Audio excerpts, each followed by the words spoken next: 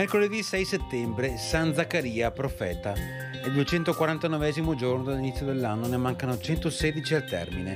Il sole sorge alle 6:37, tramonta alle 19:40. La luna si leva alle 23:01, tramonta alle 14:29.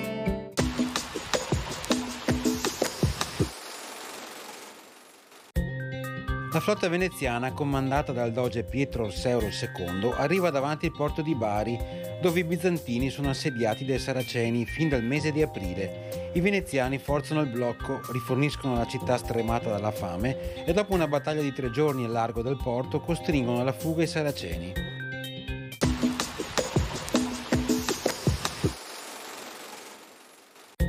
Le previsioni per domani: cielo sereno, precipitazioni assenti, temperature in aumento eccetto diminuzioni in alta montagna, con differenze leggere o moderate rispetto a mercoledì.